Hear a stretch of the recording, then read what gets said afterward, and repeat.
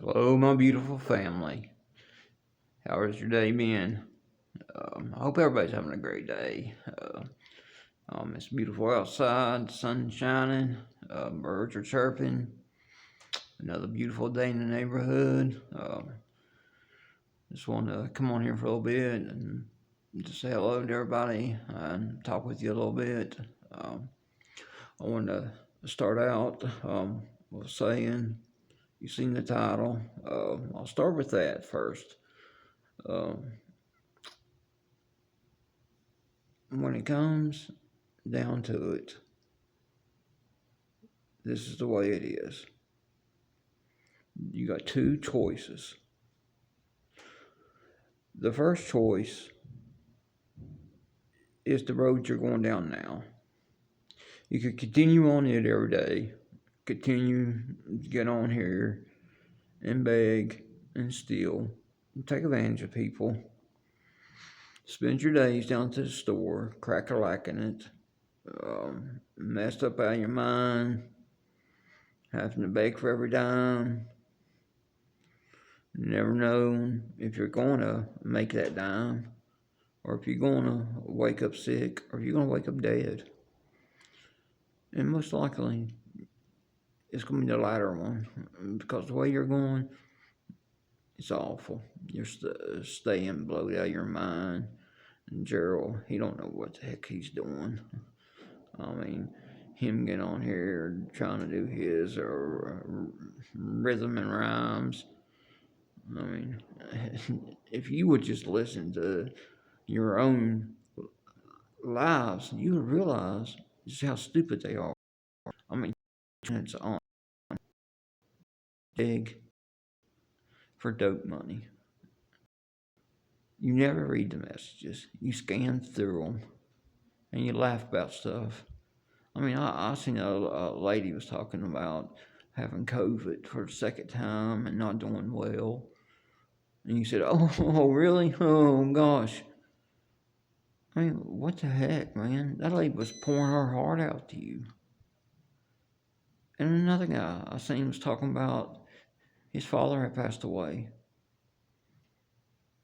And you said, I don't want to talk about that stuff right now.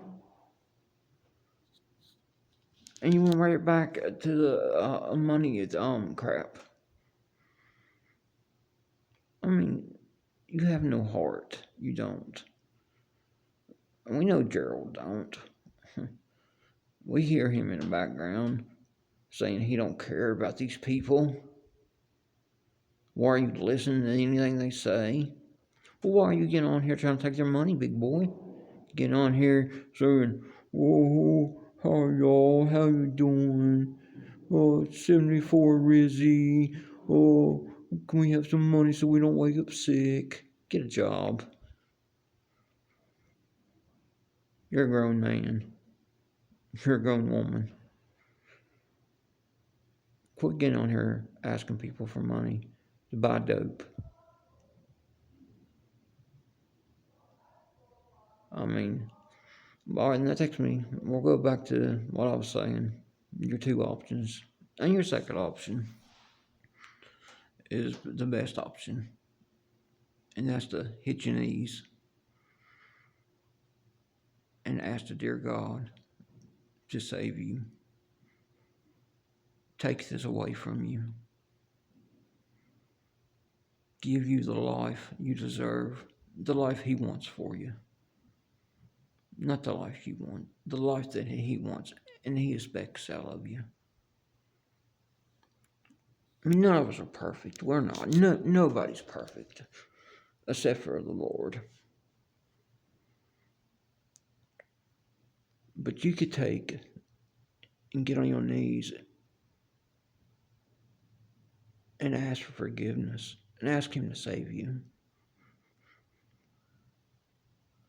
And you would not believe how much better you'd feel. I'm sure you still might be sick, but at least you'll be on the right path.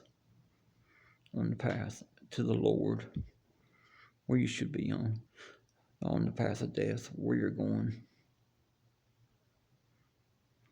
When I was 16, almost 17, I thought I was on top of the world. I mean, getting ready to go into 11th grade, out running around with friends. My buddy had just got his license. We were out fishing and enjoying the day. His twin brother worked up at Mountain Lake, where they filmed the movie Dirty Dancing. He worked the night shift washing dishes. We were all great friends. Um, there was three of us in the vehicle, and we were going to pick him up, and we were going up to the bigger town.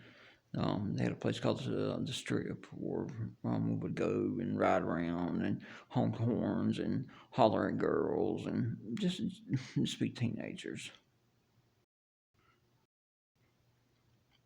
Well, we went to Mountain Lake uh, to get him. Like I said, it was up there where Dirty Dancing was filmed.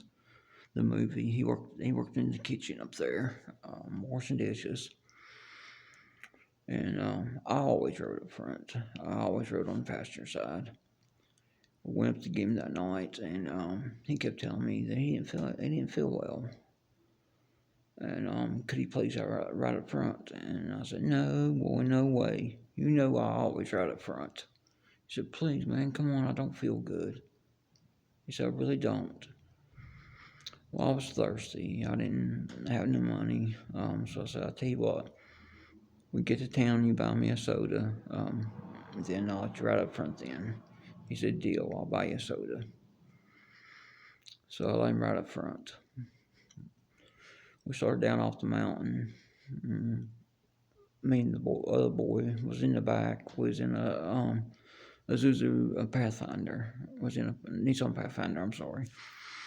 And was coming off the mountain. They were talking about this hump in the road that they had hit a couple nights before coming off, and it's seen them airborne. And I was like, oh God, man, don't y'all be doing this. It's raining. It had been raining all day. And I told that boy beside him, I said, man, this is crazy. And my buddy that was on passenger side, he looked back at me. He said, good God, boys, he's already doing, I can't remember. It was fast. And I looked over at him. I said, man, we better get our seatbelts on. And we stood up in the back of the car, and I was trying to get my seatbelt out. It was stuck underneath the seat. And I was jerking and pulling and jerking and pulling. And I wake up. I'm about 300 yards below the vehicle in a creek. The vehicle's in the tree on its side, teeter-totting back and forth, back and forth. I'm laying in that cold water, and I could barely look up, and I could see my buddy laying up above me. And then I could hear my buddy up in the driver's seat. He's jerking and pulling, trying to get and everything. 2 days. They couldn't find us. We were over a cliff.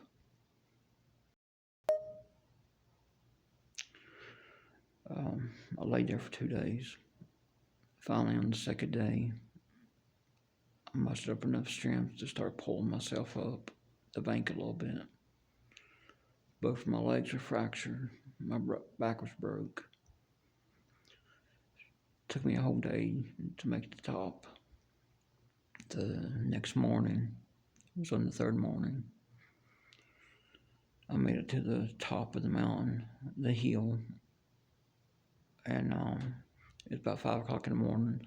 A mail truck was coming by, delivering papers. There was a mail guy delivering papers, and I heard him get out, and I threw a rock and hit the side of his vehicle.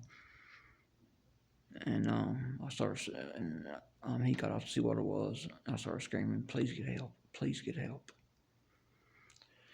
He came. They came, and